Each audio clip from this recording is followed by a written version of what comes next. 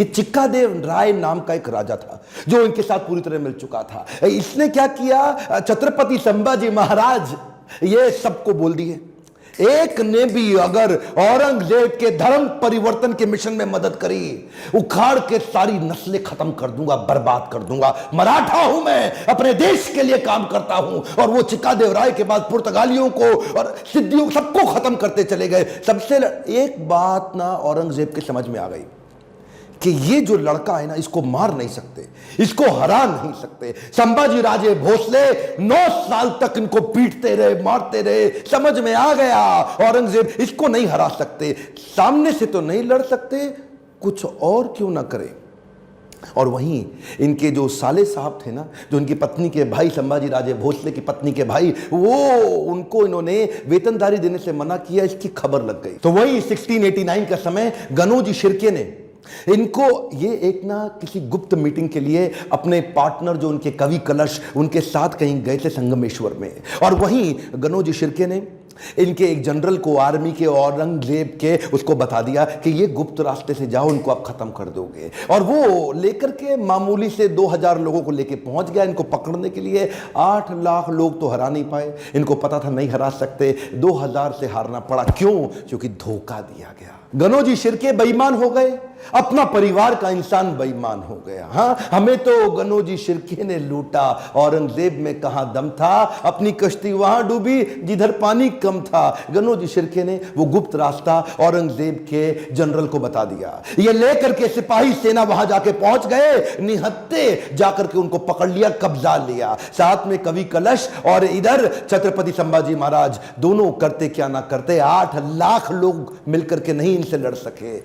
चोरी से इनको जाके पकड़ लिया। औरंगजेब अंदर तक खुन्नस खाया हुआ था संभाजी महाराज से। कवि कलश संभाजी महाराज को लेके ऊंट से उल्टा टांग दिया, उल्टा टांग के पूरे शहर में घुमाया, बहुत मारा पीटा, लोगों को बोला इन पे मूत्र त्यागो, इनको मारो, पत्थर फेंको। उसके बाद बुला के बोला 3 प्रश्न, मराठा किंगडम मेरे हवाले कर दो, ट्रिब्यूटरी प्रिंस बना दूंगा, जो सोना गहना छुपाया चोरी किया है मुझको वापस कर दो, और किसने तुम्हारी मदद करी उसका नाम बताओ, तीसरा अपना धर्म परिवर्तन कर लो। ये 3 काम कर लो, आज ही जीवित बचोगे और मेरे साथ रहोगे, ताकतवर बना दूंगा तुमको। संभाजी महाराज और कवि कलश की आंखों में इतना सा भी डर नहीं था। उसको बोले कि मैं मराठाओं की जमीन तुम्हारे नाम नहीं करूंगा, अपने धर्म का बलिदान नहीं करूंगा, 1000 बार मारो, अगली बार फिर जन्म लूंगा, अपने ही धर्म में लूंगा। रुका नहीं औरंगजेब। इन दोनों ने अन्न जल का त्याग कर दिया और शरीर को लेकर सुन्न हो गए। वो उनके नाखून उखाड़ते चले गए, आंखों में मिर्चियां डालते चले गए। उसके बाद जलती सलाखें लेके आंखों में डालते वक्त फिर पूछा, उसको भी डाल दिया। ये बोले नहीं कुछ भी, ये शांत खड़े रहे। पीड़ा बहुत हुई लेकिन ये नहीं बोले हमको छोड़ दो, माफ कर दो। उंगलियां काटनी शुरू करी, पांव की काटी, पांव काटे, हाथ काट दिए, बालों को उखाड़ दिया, वो हाल किया। उसके बाद धीरे धीरे खाल उतारने लगे। हर बार पूछते थे 3 प्रश्न, अपना धन दे दो, जमीन दे दो और धर्म परिवर्तन कर लो। ये सुन्न खड़े रहे वहां पे। ये दर्दनाक सिलसिला 40 दिन तक चलता रहा। औरंगजेब रोज शाम को आके उनसे पूछता था, बता दो बता दो, और आखिरी में बोला कि मैं तुम्हारे आगे हार मान गया। मेरी 4 संतानें, अगर मेरा एक भी बेटा तेरे जैसा होता ना संभाजी महाराज, पूरे देश को मुगल सल्तनत बना देता, इस देश को, भारतवर्ष को मुगल सल्तनत बना देता। तेरे आगे मैं हार मान गया। काट डालो उसका शरीर, काट डालो उसका शरीर। टुकड़े टुकड़े कर दिए उनके, वाघ नख लेके छोटे छोटे टुकड़े करके उनको बोला नदी के पास फेंक दो। समस्त मुगल राजाओं में औरंगजेब एक अमानवीय,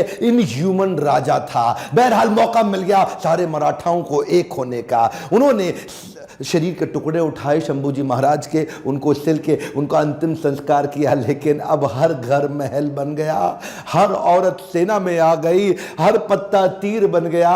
देश धर्म पर मिटने वाला शेर शिवा का छावा था। महापराक्रमी, परम प्रतापी एक ही शंभू राजा था। सारी मराठा कम्युनिटी एक हो गई और उसके बाद दोबारा युद्ध छेड़ा गया। खत्म हो गया दक्कन का सुल्तान बनने का उसका सपना। कुछ ही साल के अंदर वहीं दक्कन की भूमि में मारा गया, वहीं खत्म हो गया। औरंगजेब देश को नहीं जीत पाया। गर्व है मुझे कि मैंने जन्म लिया ऐसे देश में जहां वीर मराठा संभाजी महाराज का जन्म हुआ। पर दुख है मुझे कि देश आज ऐसे वीरों को भूलता चला जा रहा है। आज मेरी, आपकी, हर मराठा की और पूरे देश की जिम्मेदारी है कि इनकी कहानी पूरे देश को पता लगनी चाहिए।